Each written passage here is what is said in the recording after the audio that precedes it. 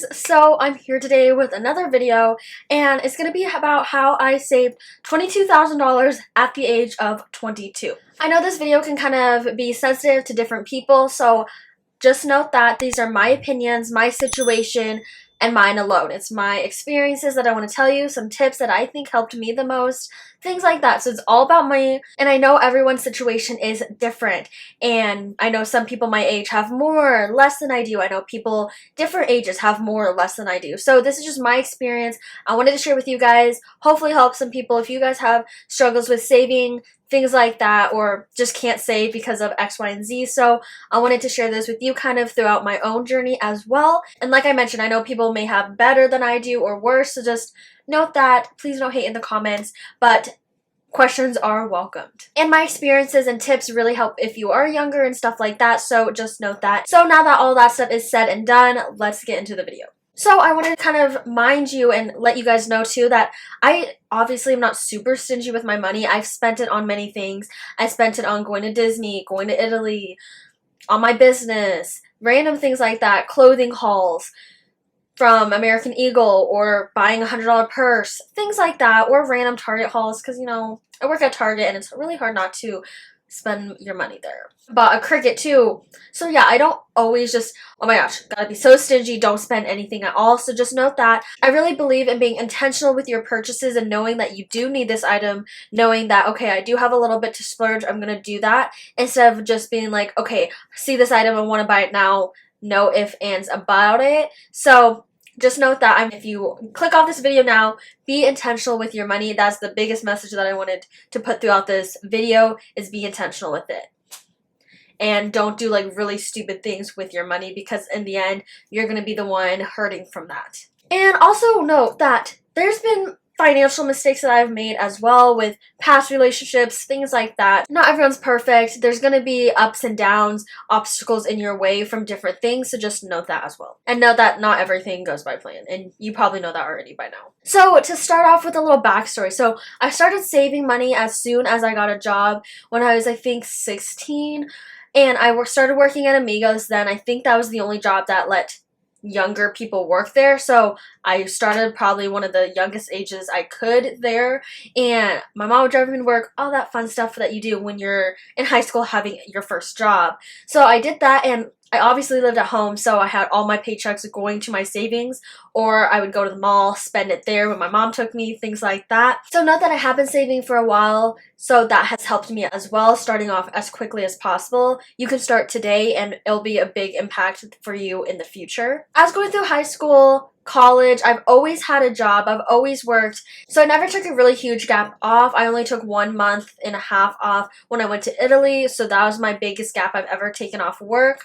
And then I also found a job that paid me over minimum wage. I make over 15 right now at Target, and it's super nice there, so that has helped me. So definitely try to think of jobs that can help you, that you're getting paid over minimum wage, because that will help you, obviously, because you're making more money per hour. But when I was younger, I didn't spend my money as good as I could have. Obviously, that's kind of when you first start a job, you're like, oh, let me splurge on this crap that I think I need. I would always go on shopping sprees for clothes, things like that. My mom and I would go to the mall all the time. So luckily, I really stopped that. In the past 2 years, I started a no-buy for myself with makeup and skincare, because if you watch my channel a few years back, I was just doing makeup hauls, skincare hauls, things like that, and I honestly think I had like an addiction to buying makeup and skincare, so I really did that no-buy, and that has really changed my mindset on, okay, be intentional. Do you need another eyeshadow palette when you have 5 or 10 already in your collection? No. Yes, the other color's pretty, yes, but do you usually have a shade like that in your collection already? Probably yes. As well as skincare. I had so much skincare and I just kept buying more because when I see it on sale or during deals, things like that, I just always felt the need to buy. So every year I would always somehow get to Sephora Rouge, which is spending $1,000 in a calendar year on makeup and skincare, and doing Diamond or whatever on Ulta. When you spend $450 or $500, then you make it to that status every year. And I'm like, where is all this money coming from? Like, I don't even remember buying all this stuff. So it's like that. And then obviously with Target, I would always buy stuff through there, things like that. So I really have been very intentional with my money and knowing when to spend it, what I don't need, things like that. I always believe in treating yourself, but don't overdo it. So like maybe once a week or a couple times a week, I get Starbucks at work, stuff like that. Maybe every other week or something, I maybe buy myself a small item, things like that. Or if I do like a $50, $100 purchase, I'll maybe be like, okay, this will last me for a month or so then I won't be spending $100 every week on clothes or things I don't really need. I don't get my nails done. I got them done just the other week for the splurge of the moment. I haven't got them done since high school, which was 4 years ago. So I usually just paint them myself, saves a lot of money. Just that one set was $65 alone, and I know it can go way higher than that for just one set of nails. So that has helped me a lot, save a lot of money. I don't get my hair done. I just get it cut and trimmed, stuff like that. I don't put highlights in it. Don't do any of that crazy things. That saves me a lot of money as well. I really believe in using my money for me and traveling, because that's the big money spender that I want to spend. I want to make experiences. I don't want things in my house collecting dust. I don't want to look so prim and proper or whatever just because, oh my gosh, I spent this much money on my nails, hair, skin, all this stuff. I want to have memories. So that's where I get intentional with my money. And if it's not for traveling, then I'm like, I need to take a step back and realize, okay, do I need this? So make that list for you and be like, okay, what are the most important things in my life that I want to spend my money on? And what are the second priority where I don't technically need to, but I can maybe buy it every once in a while? But my main money is going to be going towards traveling. Or maybe yours is skincare or something. So that main money goes through skincare and maybe not as much on makeup, things like that. So it's really a give and take and being intentional, like I've said throughout this video already. I also typically try to get everything on sale. It's easy to work at Target because I can really see when things are on clearance, when things are on sale, because I can keep track of it. So I really try to buy my clothes on sale because typically almost every single item that you're going to buy is at least on sale once or a few times throughout the year. So definitely try to get stuff on sale and in discounts, because that can help you save money for buying something you're already going to buy and not buying full price, because full price is so expensive. So obviously if you're going to think of an item that you want, such as like an air fryer, be like, okay, I know during the school year, during the holidays, they usually go on sale. So let me just wait a little bit and see what discount I can get on them for the same exact item and not pay full price. I also, okay, big thing that has helped me the most is do not buy name brands. Name brands are so dumb. It just wastes your money. It's literally putting that brand label on an item that's $5, and yes, it's a status symbol, but like I've heard and seen too, most of the richest people don't even dress with all of this luxury items, because you can look rich all you want. You can buy your Louis Vuitton items, you can buy your expensive items, but deep down you're gonna know that if you have that money and if that money was just spent on that stuff.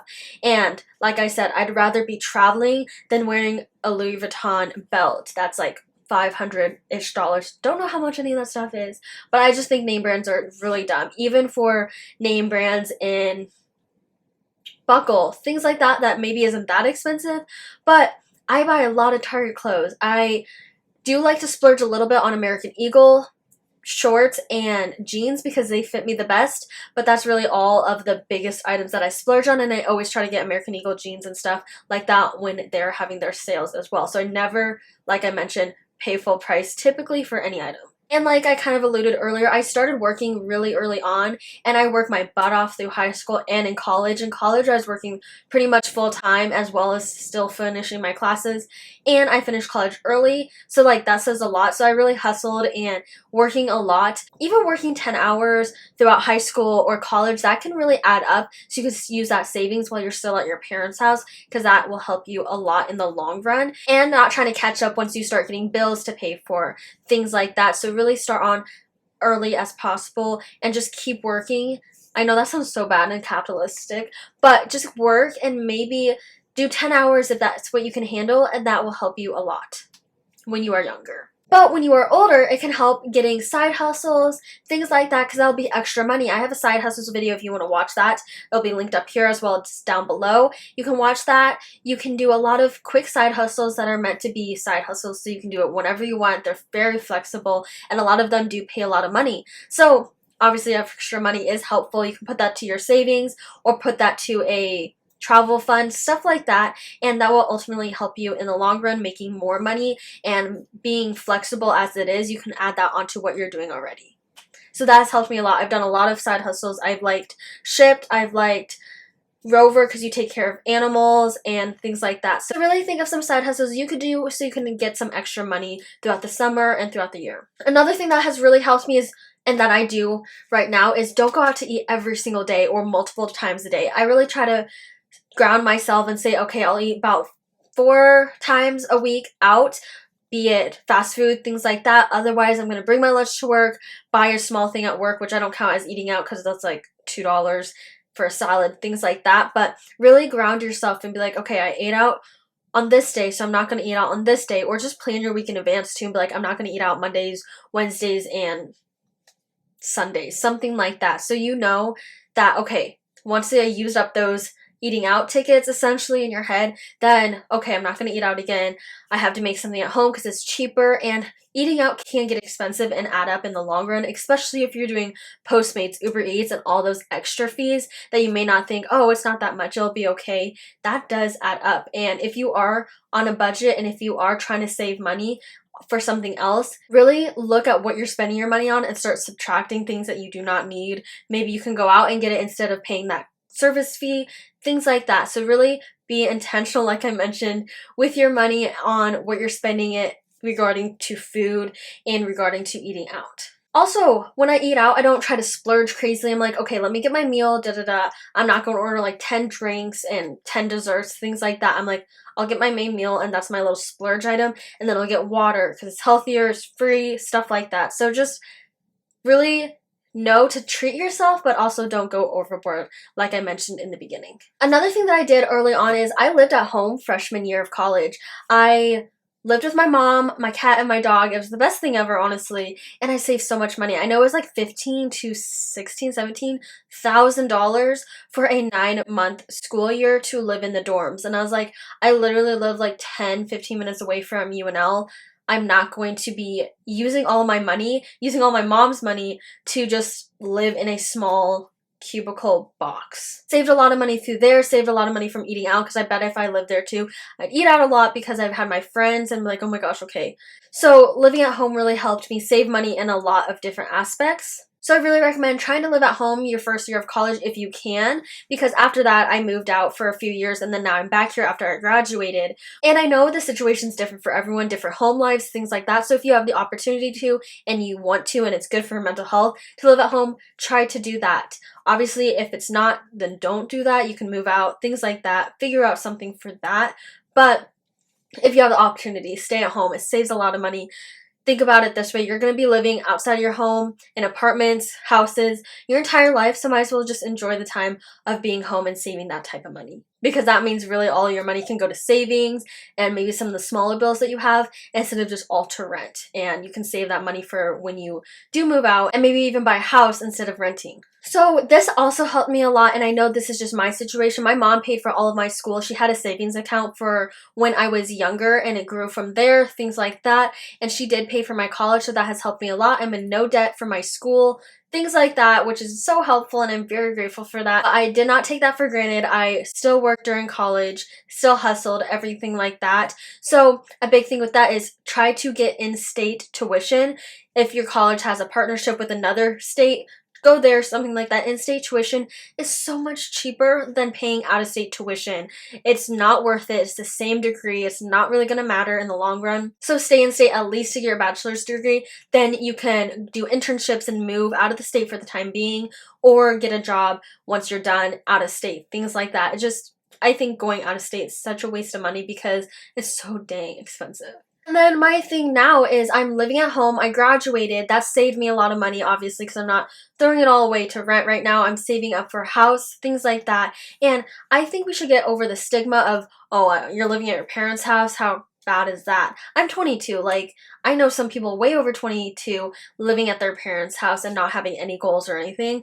But at least I have goals. I have plans for my life, and I know why I'm living at my mom's house because it can save me money. And I know she loves it. I love it that I can be with her. Because when you think about it, high school is really the only time you're going to be with your parents that often. And once you move out, then you're like, okay, well, now I barely have time to even see them. So I really feel like a lot of people take that for granted and rush out and go move away as quickly as possible and don't realize that this is a moment in life that we probably will never get back. So I do like living with my mom. She's a single mom, if you didn't know that. And we have a lot of fun together. And it's fun to be able to like wake up and be like, oh, let's go for breakfast. And I don't have to drive anywhere, just super quick. And I do love the quality time we have together when I am living at home. And I also love seeing my pets as much as I can because I know my dog is also getting older, so it's nice to be able to have him there and be here a lot more while he's getting older, as well as your parents. So don't forget that as you were growing, your parents are also growing. So now kind of that was my overview of my life, what has happened to get me to where I am today, how I kind of saved, things like that. So now what I plan to do is I'm starting to invest this money into like a Roth IRA, into investments, things like that. So probably by the time I'm posting this video, all that money is there. Obviously not all of it. So I'm doing like a little bit over half, so that will be there. I'm also saving up for a house. So really by the time of this video, probably over half of my money from savings is in investments right now or an IRA, things like that. So I didn't want my money to be killed by inflation in the next few years. So I wanted to put some of my money into that. Since it is a pretty good amount, I still will have some savings for emergency funds, things like that. So I'm excited for that. I'll still have money for emergencies, stuff like that, obviously. But then I'm going to also be saving for a house. Probably in the next 6 months to a year, I'll probably be trying to buy a house. So that's exciting. I'll be saving for that, as well as just keep saving in general for things that I want to do in the future, for trips, things like that. So I'm super excited to see what my life has for in the future and really seeing how some of these seeds that I'm planting now grow in the future, things like that. So I'm super excited for the future, and I'm excited for the money mindset that I've had for myself and that my mom's really helped me with, because growing up as a single mom, obviously you have one income, things like that. So I know that definitely had a factor in it, and I really appreciate that. So I really kind of want to go over a few quick tips that you can do for yourself to help you save if you kind of have some troubles after I shared my story. So let's do that right now. Oh, it is very hot here also, so I'm like sweating right now. Also, I drank some hot coffee, so that did help. So like I mentioned, I have a few quick tips that I wanted to share with you guys to hopefully help you guys save money if you do struggle with it, things like that,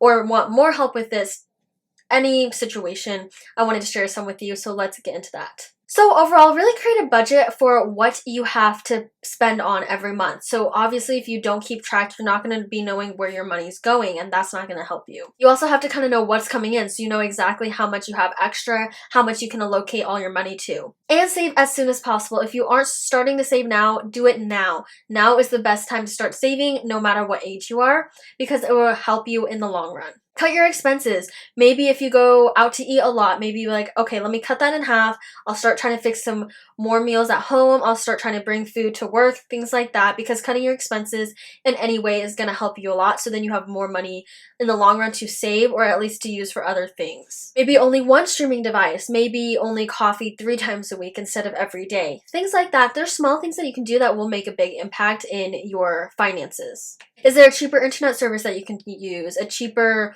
Wi-Fi thing? I know with me, there's a cheaper one that was like almost half the cost, so we switched to that one, and that has helped save a lot of money. So definitely kind of look around and see what other services that you can get for a cheaper price. And obviously work on getting out of debt. Maybe some of that money that you saved when you cut your expenses, you can use to pay off your debt. Because once your debt's paid off, then all of that money can go to savings, and that will help you a lot. So really get your debt out of the way so that isn't kind of just eating at you, gaining interest, things like that. And think about, can you get cheaper living? Can you get roommates? Can you lease out maybe a room out of your building or your house that you already bought and are paying a mortgage on?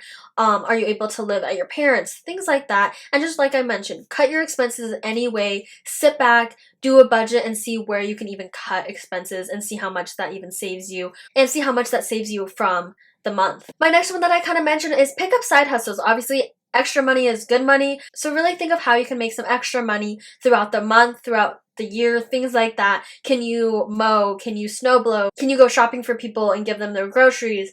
Postmates, delivering food. There's so many side hustles these days, so if you really can't think of one, then you're not trying. So think of a side hustle and commit to doing that throughout your weeks. There's really side hustles for every single person, so go and see what works for you and what you like. The next one is really big. Know your alternatives and know your priorities. So what's going to be that main thing that you want to spend your money on that you will give up something else for? So like I mentioned, name brands are so dumb. So is there a similar top like that at Target, at Walmart, things like that, instead of spending $30 on a white t-shirt? Things like that. There's so many cute things everywhere if you just look and don't just focus on name brands. You're paying for the name, you're paying for a status symbol, and I'd rather pay on a nice trip than be, like I said, in a Gucci belt or random things like that and having all my money go to stupid things that I'm going to wear or push this aside and collect dust in my house. And this quote kind of stuck out to me. They said, like, most of the richest people don't have designer everything because